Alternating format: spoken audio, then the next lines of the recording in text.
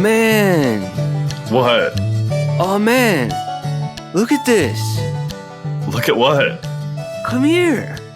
Check this out. I'm looking at our podcast stats. Our podcast what? Our statistics and analytics. I'm looking at the total number of listens for each episode of our podcast.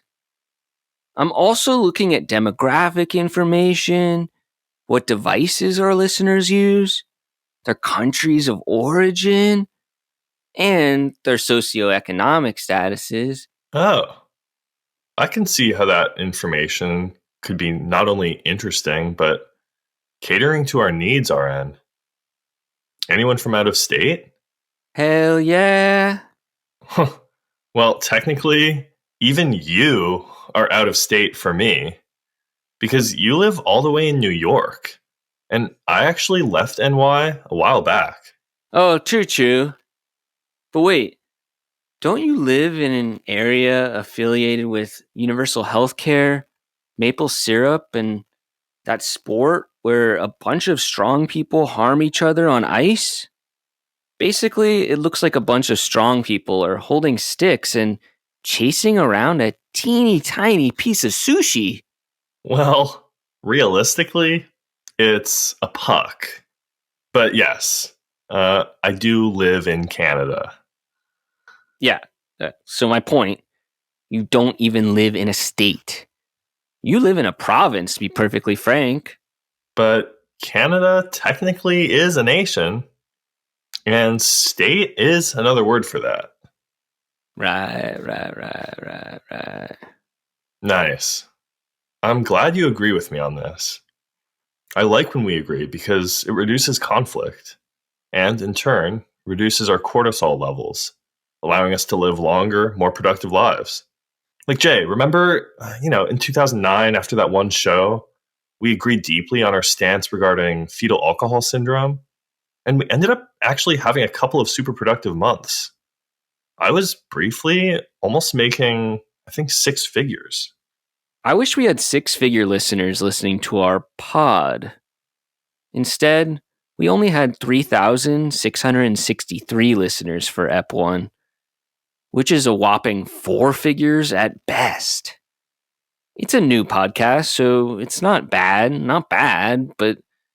Well, were there any listeners from out of state? I don't know what you're talking about the states. We're worldwide. Like, look, just all you have to do is pull up Anchor, and you can see we're doing quite well. We have 71% in the United States, 11% in Canada. Shout out to Canada. Of course, we have 6% in the United Kingdom. Whoa. 90% of which live in England. Whoa. Only 1% in Wales, which can't be surprising. Let me see. No. Come on. Come on, let me see. No. Give it. Come on. Don't grab it from my hands. I'll happily just pass it over to you. Give it. Bro. Cut the crap.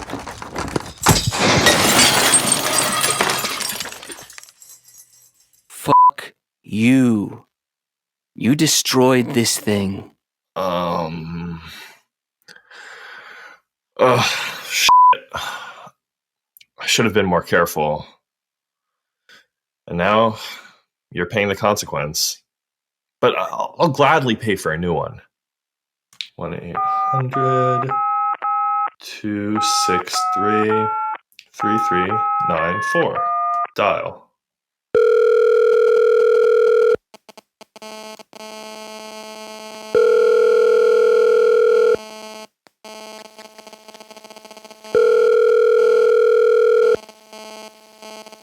Apple support.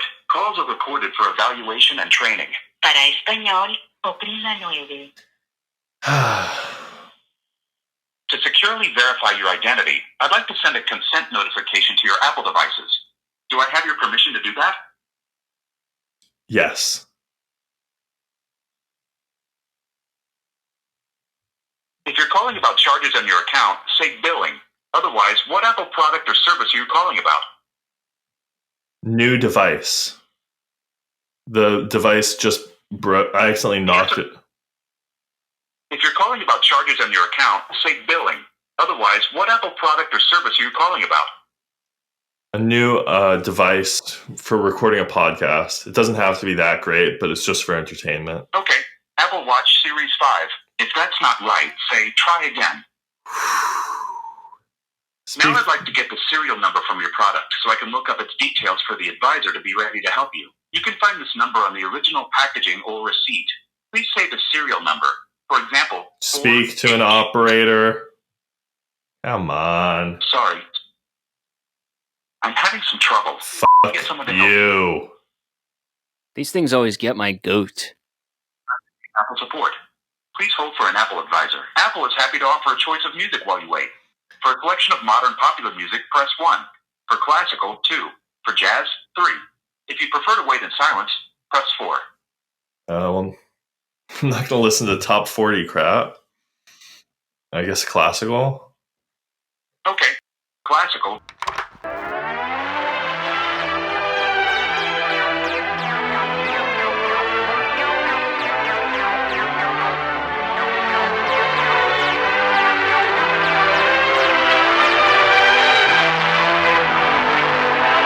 Yeah, how long did it say the wait is? It didn't say. It's probably going to be a long time.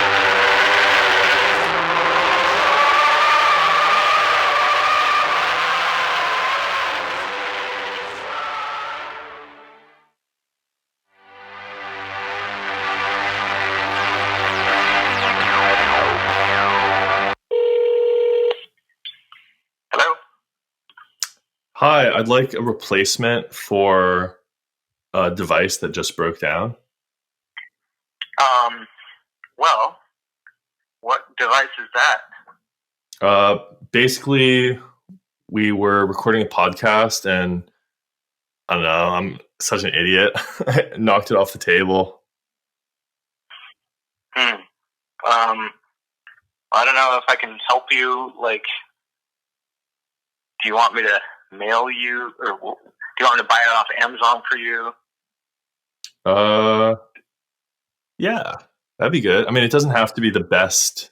Like, it doesn't have to be the world's best device. I don't know. It's just for entertainment.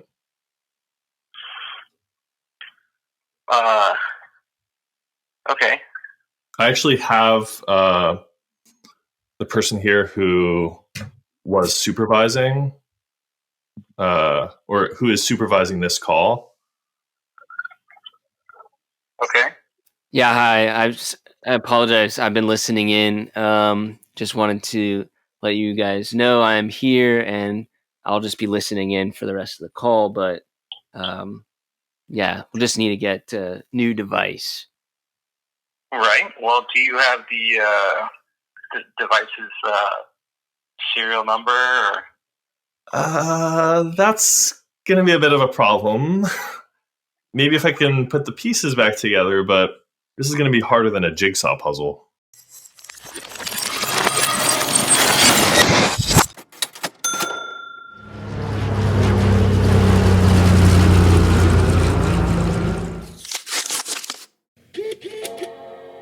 Okay. Wow. Looks like you're right. We do have some people in Switzerland. Whoa. But it surprises me that we don't have any Austin listeners, because Austin is usually kept pretty weird. And it would be, I don't know, I'd imagine you'd be interested in our sort of crap. No, Matthew. I seem to recall a certain Sasha Spielberg renamed us Those Timeless Creatives. Maybe back in the old days, Austin would have been popping off, but now we're timeless, which is why we have many listeners in Vienna. Ever heard of a film? Old friend 99 recommended it to me. Before Sunrise, where Hawk and Delpy seem to enter a timeless state, just discussing shit all night long, and so much so that they lost track of time. And yes, we have 3% Vienna listeners. I suppose that is reasonable. But I must say, I mean, as you were talking just now, I highly doubt I'm the only one who is picturing kangaroos. I mean, I always confuse Vienna with Melbourne. They're both cities, and It's difficult to tell them apart because I often confuse their governments. Austria and Australia have a similar ring to them. But whatever. It's probably just my crazy mind.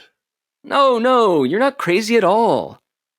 Did you know that one time that little girl in Full House made the same error? No, I haven't seen the show, but I'm down to give it a watch sometime. What happened when she made the error? Well, it was human error, really. She misheard someone speaking about the city Auckland in New Zealand. That little girl, Michelle, I suppose her name is, thought the other party said Oakland, which was only across the bay from her.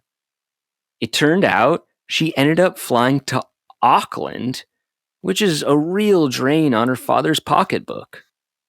That said, we do have to give a shout out to our listeners in Auckland, Oakland, why not? Melbourne, hey, all of Australia, Perth, British Columbia, Toronto, Portland, Oregon, Portland, Maine. That's right. Thank you, Canada. Yes. Thank you, Russia. Major shout out to Latvia. And thanks, Denmark. Hey. Thanks, Finland. And not to mention Croatia. This is crazy. Yeah, I know. I mean, while everyone is from a diverse array of countries, one thing that you all share, and I'm speaking to the listeners here, is a similar habit of using Spotify. Not Apple Podcasts? Not too much. I mean, they use it, but a whopping 61% use Spotify. Apple Podcasts seems to have rather fallen by the wayside. It's creek without a paddle. Gump again. Moving on. More people who use Spotify should switch to Apple Podcasts. As diverse as our audience by country is, Spotify has a monopoly right now. And Matthew and I are staunch opponents of those sorts of monopolies. Yeah. I mean, even people who have listened to EPs 1 and 2 already should give them another try on Apple Podcasts. Because the features and feel of this app will provide subtle nuances, giving you a whole new way of perceiving, reality. Plus, when we hit 100 ratings on Apple Podcasts, to celebrate, we're going to hold an enormous party on Zoom. Everyone's invited, yo. Yeah, we want users of all the various platforms to be well represented. It would be shameful if a Pocket Casts user had no one to talk to and became the de facto wallflower of Zoom. And unlike the movie... You mean book? English major. Sorry. And unlike the movie, there are no perks of being a wallflower. It's boring. You end up just daydreaming about Marilyn Monroe or Manson. Yeah, whatever floats your boat. Hey, didn't Monroe fuck JFK? Oh my god, did they? Ooh, that's naughty, y'all. Happy birthday to you. Happy birthday to you. Happy birthday, Mr. President. Happy birthday to you. I'm gonna keep that up in my spank bank. JFK was an average president. He had both positives and negatives during his reign. I respect that he didn't blow it during the Cuban Missile Crisis, but as an entertainer, I would have preferred if the Bay of Pigs was a bit funnier. What's so funny about pigs? I mean, I know anything can technically be a subject of humor, but what's so funny about pigs? I can't think of anything. Where do I begin, Matthew? Well, All right. Well, why did the farmer call his pig Ink? I-N-K, Ink. I'm not sure why. Oh, because it was always running out of the pen. Wow. So, all right. So there is humor to be found in everything. Okay. Well, as for myself, I'm normally a huge fan of dark humor, but you've actually just proved to me that light humor can be equally enjoyable and effective. It depends on what mood I'm in or whether or not I've worked out that day, I suppose. I'll tell you what, it doesn't matter if you work out till the cows come home. Our analytics will dwindle at a certain point. Right. I mean, sure, for a while, they'll go up, then they'll level off, and then they'll fall. We just don't know the exact time frame of this yet. But it can be safely said that in the grand scheme of things, the amount of time at which they'll be up is infinitesimally small, almost negligible, really. Correct. And additionally, there'll be a point at which the ratings have fallen off to the point where there's zero trace of it ever having existed. There'll be no way to recover these audio files, and computers in their current manifestation will not even exist anymore. Yeah. I mean, even in the minds and memories of whoever is around at that time, and there's no certainty that people even will be around still, there will probably be no trace of the podcast. Eventually, up close and personal will be entirely forgotten. There's not going to be some wise elder telling stories about those timeless creatives' thoughts and musings. In that sense, the word timeless is sort of an ironic joke we've been making use of, because we're well aware that our projects and creative outpourings are transient at best. Even things we think of as real and solid or legitimate, like mountains or huge old buildings, even NPR, will all be unrecoverable beyond a trace at some point. Donald Trump, there'll be no trace of his existence. Brad Pitt, much as we love Moneyball, there'll be no trace of his life. You or me, who I think I am, as in Jay Weingarten. If I don't think that's just a role, I'll be quite disappointed, because at one point, there'll be no trace of Jay's existence. Even that song that's like, Alabama, Arkansas, I love my home. There'll be no trace of its existence at a certain point, and it won't be relevant. So Alabama, Arkansas, Pitt, Trump, everything will fully dissolve, and not in a good or bad way, because we all know the very first law of thermodynamics. Yes, I know it, Jay. Was I born in a mother freaking cave? The first law of thermodynamics. It states that energy can neither be created nor destroyed. Energy can only be transferred or changed from one form to another. Atoms never die. All that really dies is the coherence between your molecules. So all of our work here, our bodies, everything our mind can think of, everything will disappear. But who we really are will never end. That seems like good news. Yeah, it's great news, actually. People think if they expand outward enough by gaining in the external sense, they'll be happy. New experiences or better experiences or more sense gratification based experiences with shorter intervals between experience. But I don't know if there's something wrong with me, but for me, somehow it's never been quite enough. Maybe it is enough for a second, but then that moment of feeling fully relaxed, of no desires passes, and I'm just left with a hunger. Am I supposed to go experience hopping my whole life and just try to shorten the gaps? Is that why I'm here on Earth?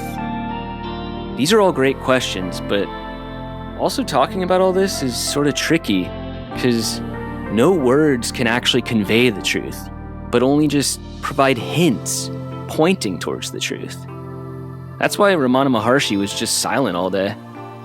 Yeah, but most of us do end up talking because we need the words to quiet our minds. We're like babies who wake up from a nap crying, desperate for milk. We're only a couple days old and we're screaming. We've never been this hungry, and being in a body sort of hurts and doesn't feel so good. Those thoughts that happen to us all day, we think that's us. And then we want an infinite fountain of milk. Right. Do you think it's a coincidence that we were both breech babies? And in our past, we've spent so much time feeling intense alienation and separation from everyone around us? Hell no. We were breached. Basically, we flipped our fetal bodies upside down to right side up because we were uncomfortable. We sensed what was to come, entering this world, only to develop in the 90s, in the Kali Yuga. We were a bit afraid and eventually developed these perceived psychological issues. But what we didn't realize was what an opportunity this all is. Exactly. Being born in this time gives us the unbelievable opportunity for growth. You don't grow when you aren't challenged. When we're in crisis situations, we as life, as the one consciousness, we respond either one of two ways. We either die or become extinct, or we transcend above the limitations through an evolutionary leap. Exactly. We can start with early life, okay? You know, most people believe life forms on this planet first began in the oceans. I know. So nuts. The land had no animals, but the ocean was filled with extraordinary, diverse life. At one point, an ocean critter must have started to venture out onto dry land. Yeah. Maybe at first it was just a couple inches. And then, yeah, it was like, you know...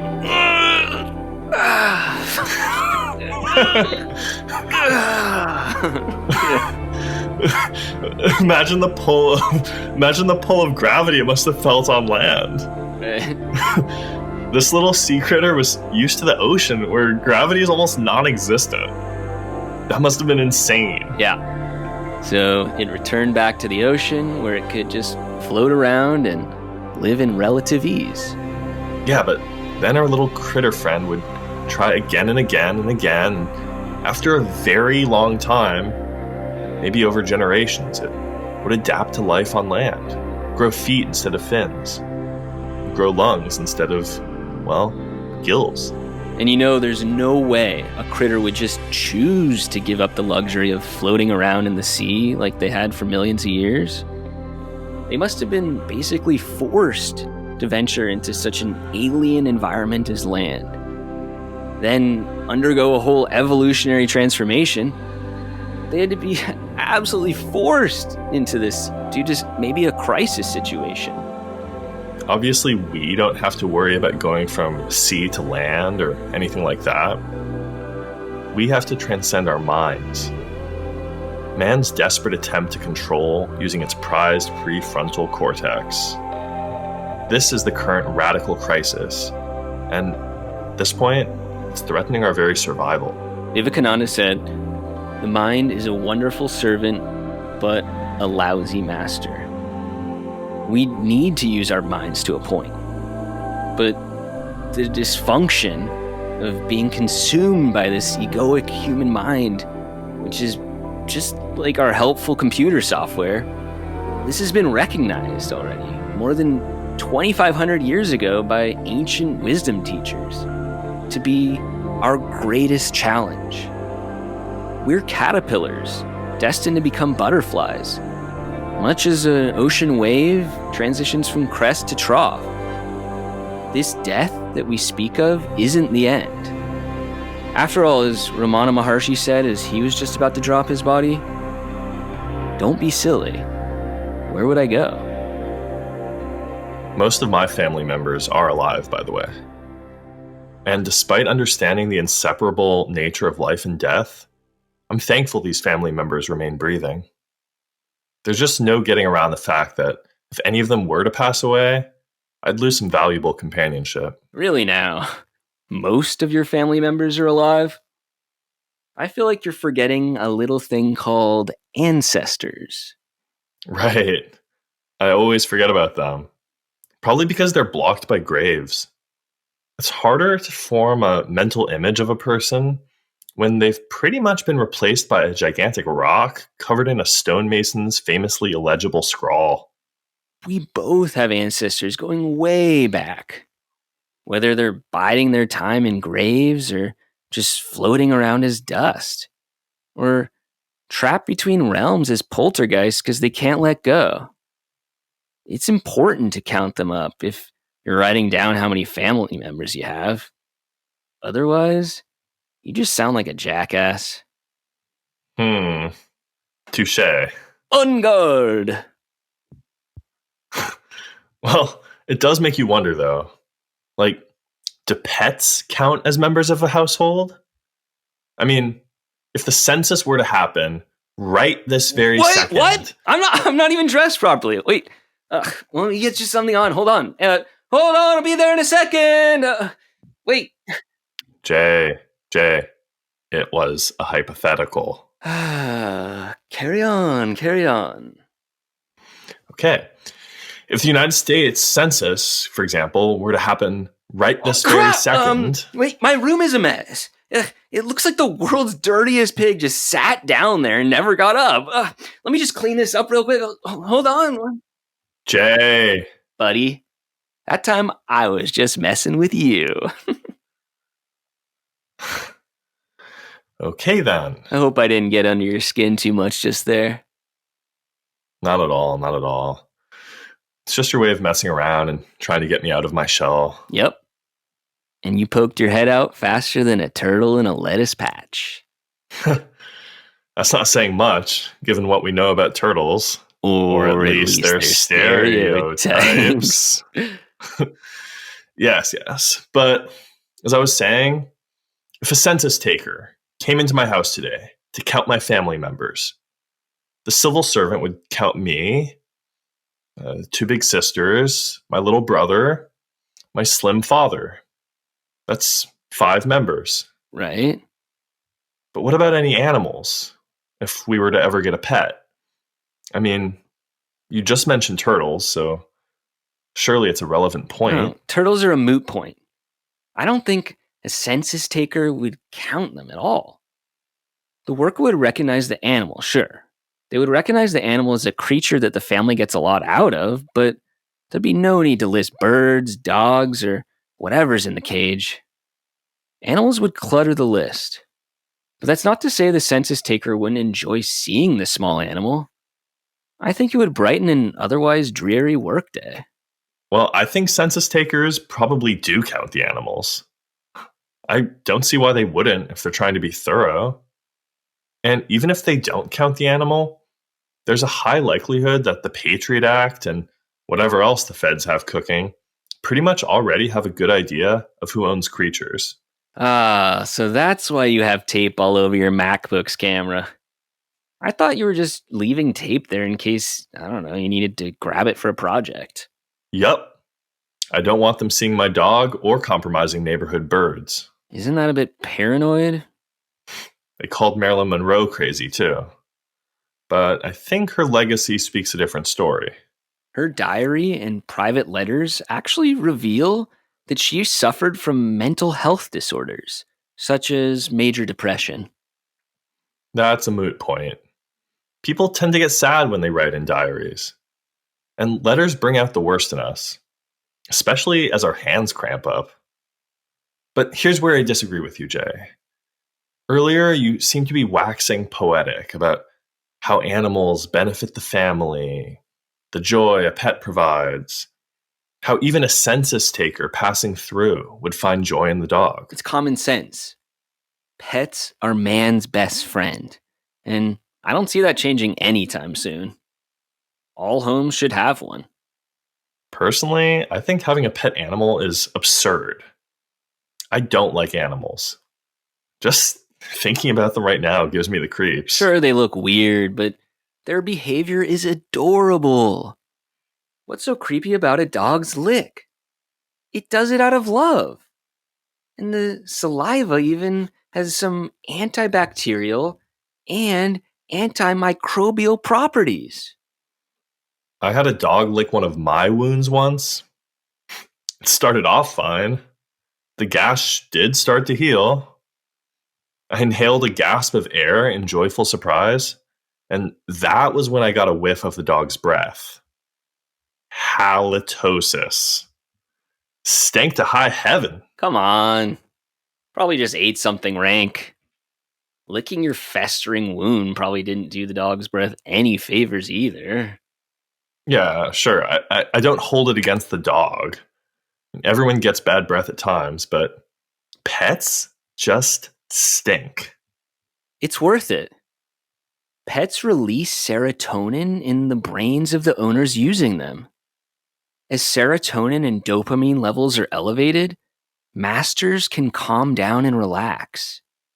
I've actually been conducting a decent amount of research about this. Masters have lower cholesterol and triglyceride levels. Layman's terms, Jay. Maybe put it more simply for our audience. According to our analytics, less than 1% of our audience are doctors. Heart attack patients with pets survive longer than those without. So they return from the hospital only to live the rest of their lives surrounded by wild animals? What a dubious blessing. Passing away would have been a better alternative. Wild animals? Matthew, they're domesticated. They're pretty submissive to our will. And even the few pets with a wild streak, well, they're pretty much safely locked away in cages throughout the house. Masters' caged creatures are merely fads. Sure, it might sound great in the moment, but after a few years, that old pet stinking in the back room will seem about as good of an idea as the low-rise jeans we all used to wear that showed our thongs. And not just the thongs either. Let's not forget that tramp stamps were a thing. Yup. Think of how much more financially secure people would be if they hadn't wasted all that money on tramp stamps. The same is true of pets. They're major financial commitments and tend to drain the pocketbook, much like that of that little girl in Full House's father. First off, there's the taxes. I thought pets were taxed using bracketed tax systems. That's not so bad. Okay, fine. But they have to be fed. That's going to put a dent in your budget. Plus the cages and chains you'll have to buy. Chains don't grow on trees. No, they don't.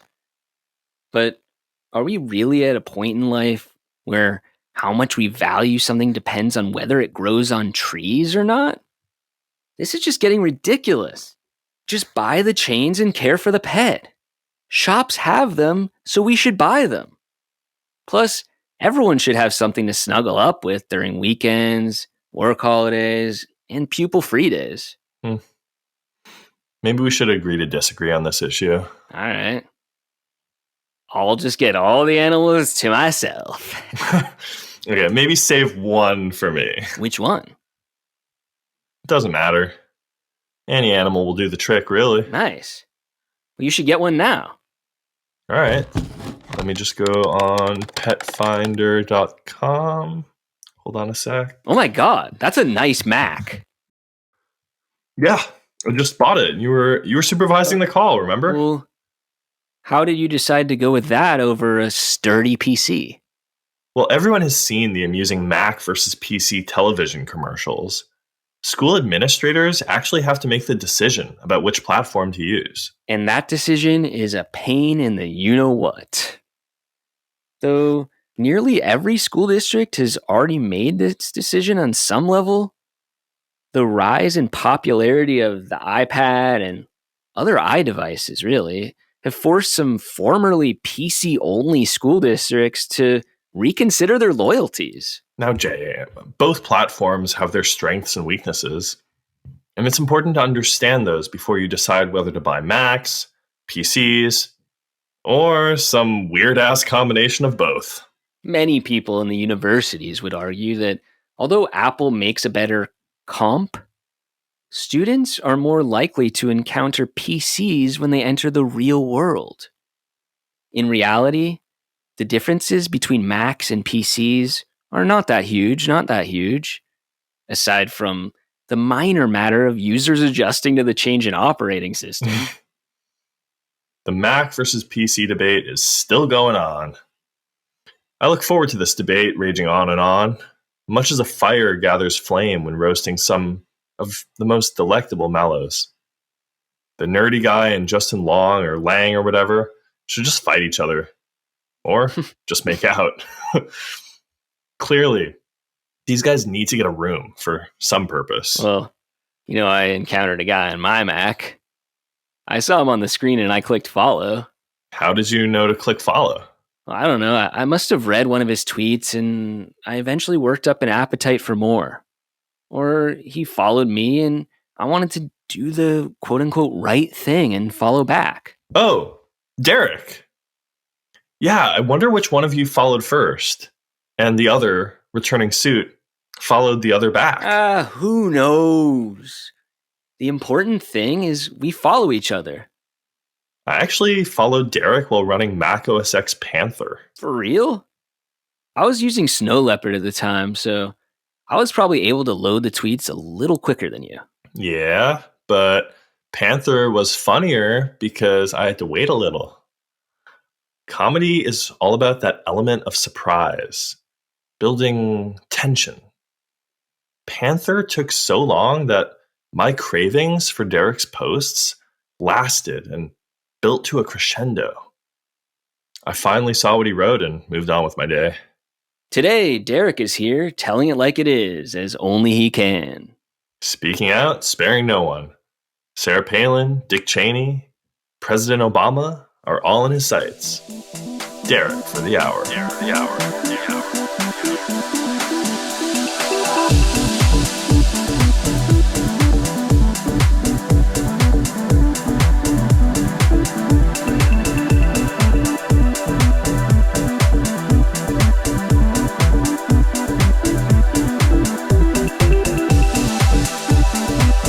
Well, not exactly an hour. I feel like most of your interviews last around 20 minutes, maybe even less. Okay, not an hour. If it was going to be an hour, I would have prepped differently. I would have swapped out my Keurig for a French press, no doubt. Always good to see you. A little grayer, but you look great. Gray hair is just my commenting on these times. You can't stop it, can you? No, you can't. But it's better than making fools of ourselves and having plastic surgery and hair replacement and. Oh, pass. Plastic surgery is so crappy that it's almost as bad as tattoos. Plastic surgery is so crappy, the ratings of Nip Tuck have taken a nosedive to oblivion. And beyond. And damn, well, what do you make of all the other alt comics who do choose to get these procedures? Well, they're very nice people. They're good people and quite funny, but I just hate the feel of it. I wish some of them would elect not to take this elective surgery. Yeah, like I was hanging with Eugene Merman at the Bell House in New York days before he got his cheeks raised. Well, he honestly seemed miserable, like filled with dread. His manager pressured him into it or something. I don't know. Managers. Oh, did you know that they did a study on managers?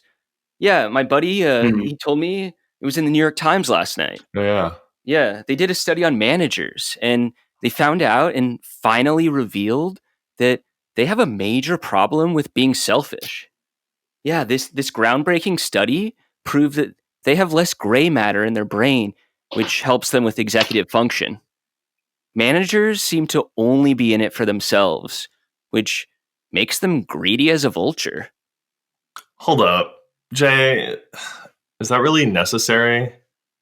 I mean, vultures are already heavily stigmatized in our culture. And media depictions of vultures just invariably show them circling around overhead, waiting to profit at our misfortunes.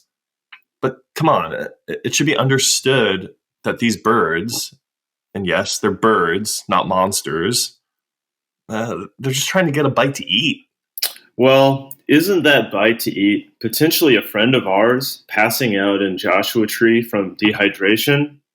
The heat out in these deserts can really do a number on you if you're not well prepared, and having a vulture come in is just adding insult to injury. Matthew, I agree with your opinion that a vulture should be praised, but the vulture I'm referring to is not a bird. No, far from it. This vulture is that website vulture. Anyone who is listening to this, please @reply to @vulture on Twitter and ask them to feature us in This Week in Comedy Podcasts. We want to get on that list. Yeah, that's actually true. Vulture's lists are honestly an incredible resource. The comedy podcast universe is ever expanding. Not unlike the universe. Hashtag nerdgasm. And thankfully, Vulture is here to make it a bit smaller, a bit more manageable. They highlight the exceptional, the noteworthy. Each week, their crack team of podcast enthusiasts and specialists, and especially enthusiastic people, pick their faves. Vulture has my ears permanently plugged with the best in oral comedy. Oral comedy? Oral comedy. Were you born in a cave? Well, if that's where I can get head, I'm down to go into a cave. Provided I'm not getting blown by bats. Aural. Relating to the ear. Don't you know? Aural? It's not oral. It's a whole different thing. Up close and personal, where GRE words are apparently more plentiful than pigs in the pigsty. Can we actually use that? That sounded like a commercial. And you're a pretty good pitch dude. Derek, our new pitch dude. Score. Now. You're getting ahead of yourselves. That sounds like a lot of responsibility. Not necessarily the kind of position that suits me, considering I seriously have awkward shit happening to me all the time. Really? What the hell? Yeah. Someone says hello to me when I'm on the street, walking around the neighborhood, and I just stare at them. That's bullshit. Why are they saying hello and then you staring at them? I don't know. I suppose my life has crap like this go down on the reg. I suppose I haven't felt quite myself ever since I got back from traveling the world. This little cookie-cutter suburb I live in feels so constrictive. Nothing ever happens here. It always seems to get my goat. I understand. But if you could travel anywhere now, like if we had a teleportation machine or something, where would you go? Which sort of place has people you're cool to chill with? The Lighthouse of Alexandria. It's an ancient wonder of the world. That's excellent. But you say this lighthouse is, ancient? Derek, were you listening? We said we had a teleportation machine, not a freaking time machine. Might be. I think it should actually be called the 6 Wonders of the Ancient World. Because some scholars actually argue that the Hanging Gardens of Babylon was just a figure of myth and not a real place. I respect people who refer to it as the fabled Hanging Gardens of Babylon, not the Hanging Gardens of Babylon without the word fabled. It really should just be called the 6 Wonders of the Ancient World. Who cares? No one cares about any of that stuff, Matthew. You know this. Sorry, Jay. I apologize for that. But you know what? I'm not sure. Whatever, I can say it. People do care about this stuff. People in the universities and other highly esteemed establishments are practically drooling to talk about this stuff. So, in conclusion, I'm probably just not reaching the right demographic here with you guys. My favorite teacher in college was Mr. Murphy, who taught English. I liked him because he had a good style, and it helped me learn how to dress. I used to dress up tight, but now I dress casual because of him. I also learned how to mask my emotions based on his calm yet distant temperament. That's lit. What year did you graduate? It was the late aughts. So it wasn't the 90s. Nah, but not too far away from the 90s. So it was not bad, not bad. You mentioned you spent a lot of time in the hospital? That's right. That's sort of the subtext of what I've been saying so far in this interview. Were there any benefits to being in the hospital? Well, yes. I received treatments at fair prices, actually. But there was another benefit that might pique both of your interests. We're listening. Well, being hooked up to IVs and various life-sustaining machines means that there's no shortage of electrical outlets. Hell, there were even surge protectors and extra power strips just in case some dude had a Game Boy that was losing juice. I was never one for Game Boys myself. I just like the apps. Was there a particular app you were drawn to? Tweet, tweet, tweet. Tweet, tweet. Oh, Mr. Bluebird. Yeah, Twitter, the site that recently extended its character limit an extra 140 characters. Oh, yeah. I've actually been meaning to ask you, how do you feel about the recent change from square to circle avies? Another harebrained idea from Jack. Do you know what I call Jack? What? Jackass. I had ass to the end of his name to depict my opinion about his stances on certain issues. For example, in 2017, 24/7 Wall Street listed Dorsey among the 2017 worst CEOs in America. Hence the jackass epithet. That's actually not even that bad to say, because ass also means a donkey. It's similar to bitch in that sense. Yeah, we can say these words, and our producers can't even edit them out, because technically they're just regular words with decent meanings. I also want to talk about Jack and Jill at this juncture. Like, what is up with that myth? Like, when I was a kid, I was told to believe some half-truth about a man and his wife doing a normal daily task, as if that's something even worth talking about. He literally wanted to get water, and that's supposed to be some sort of noteworthy feat. And part of me half suspected that Jill was actually his sister anyway. In the Texas version of the story, it probably would be his sister. Because of some of the shit that goes down out there in the more, shall we say, southerly areas of this planet. Guys, forget about Jack. Actually, Jack, verify me if you can, if you're listening. But yeah, so the electrical setup at the hospital was actually pretty damn convenient. And I was able to keep my phone at 100% pretty much 24/7. I downloaded a few apps, and the rest is history. Oh, yeah. I actually always wondered what got you, quote unquote, sold on Twitter. Yep. And then the large accounts started following me. Bored Panda even wrote an article about my top 205 tweets. Yeah, of course we know that article.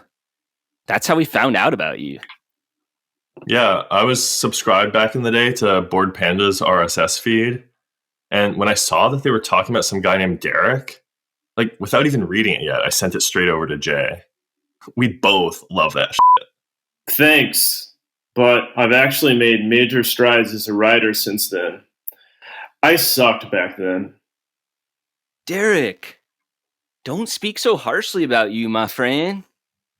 In fact, they should change the name of boredpanda.com to, I don't know, something like excitedpanda.com, because I haven't even spent a split millisecond bored on that site. Excited Panda? That sounds kind of kinky.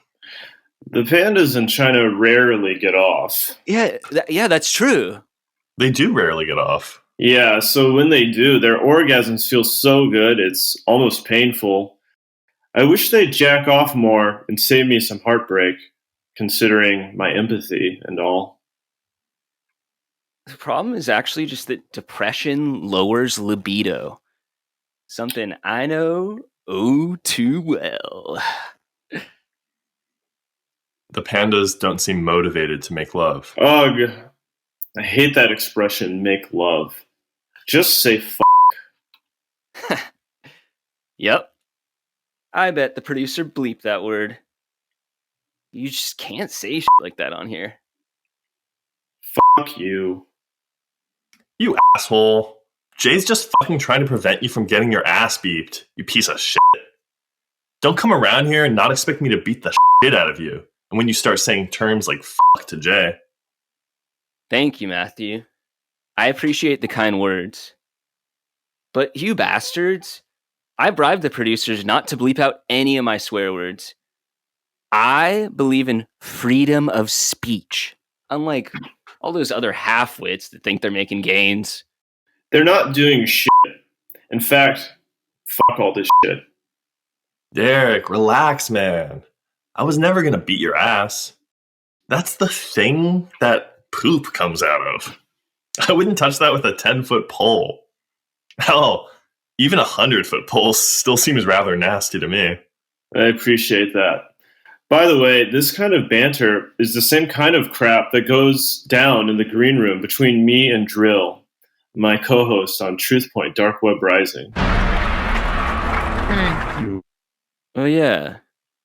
Didn't, Woody Allen come out with a movie called that? I'm not sure, but if that's the case, then my apologies for the name. But I think you're probably referring to Annie Hall. That movie was funny as fuck, and I left the theater with a good taste in my mouth. Damn, you actually saw that in the theater? I knew you were old, but this is just getting out of hand. Next thing I know, you're going to be telling old Civil War stories or something. Or worse, we could find out Derek is a boomer. I'll just say it. Okay, boomer. No, I'm not a boomer, although members of my family are. And the stereotype is largely true. In fact, none of my older relatives are likely to invent anything useful. For them, the status quo is more where it's at. But have you seen this girl on TikTok? She's wearing a shirt that says Bernie on it, and she actually does a fairly interesting song and dance routine on the theme of boomers. No, but I'll make a note to check it out. I'm not a boomer, though. Would a boomer enjoy that video? I hope not. I don't want boomers to have much enjoyment, given some of the political values they hold. Yes. The Viagra currently sold on market shelves should be slightly reduced by several milligrams to decrease their sexual activity. If boomers start to have sex, they'll only end up increasing the boomer population.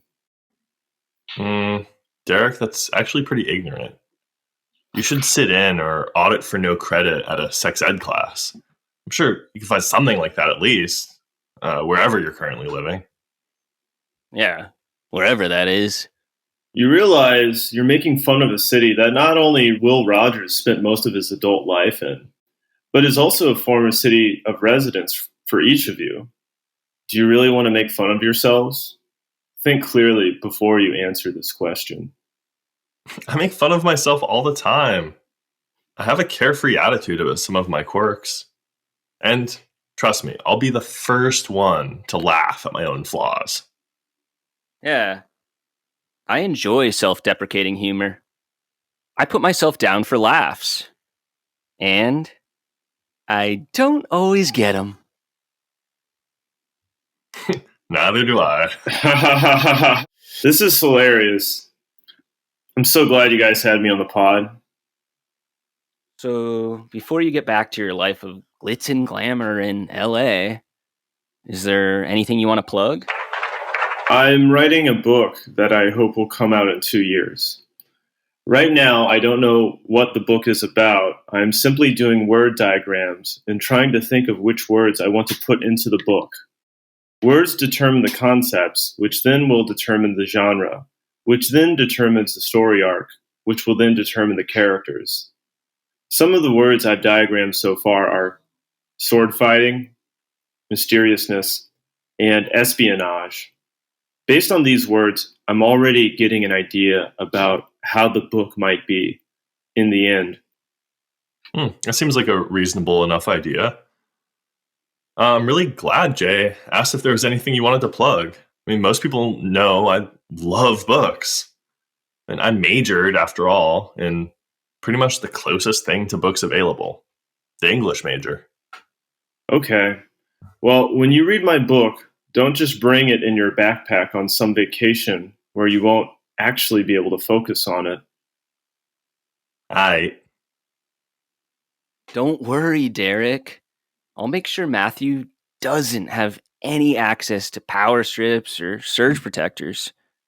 You know, smartphones can be a major distraction from someone looking to fully digest your manuscript.